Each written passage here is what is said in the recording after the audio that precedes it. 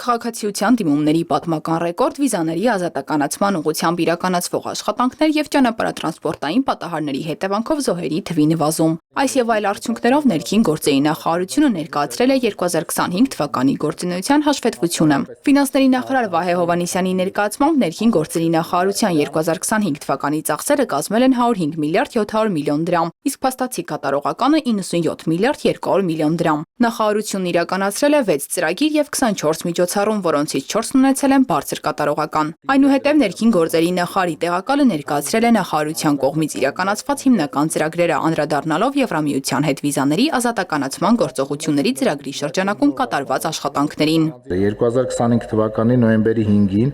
որպես հայկական կողմի գլխավոր բանակցող, ներքին գործերի նախարարը պաշտոնապես ստացել է ՀՀ-ԵՄ վիզաների ազատականացման գործողությունների ծրագիրը, ինչը ՀՀ-ԵՄ հարաբերությունների նոր որակի մասին է խոսում։ Ներքին գործերի նախարարությունը ստանձնել է գործողությունների ծրագրի կատարման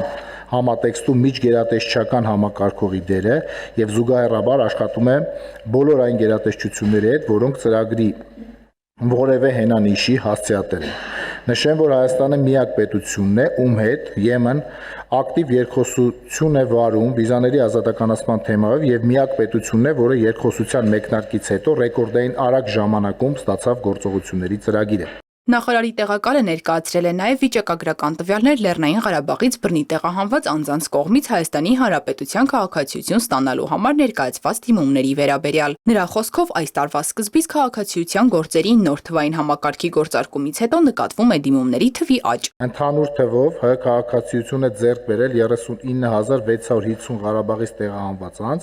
որից 27296 անձի ՀՀ նախագահի հրամանագրով շնորհվել է ՀՀ քաղաքացիություն։ Մերժման դեպքեր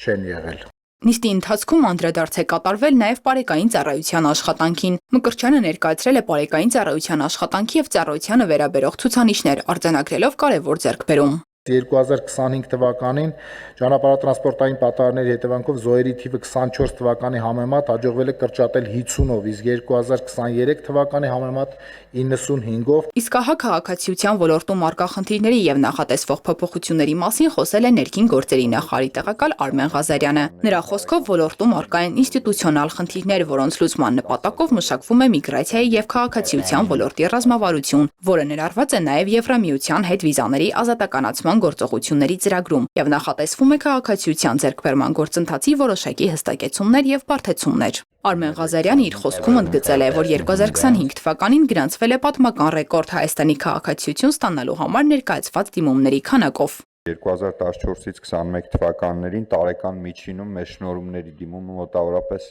10000 էր,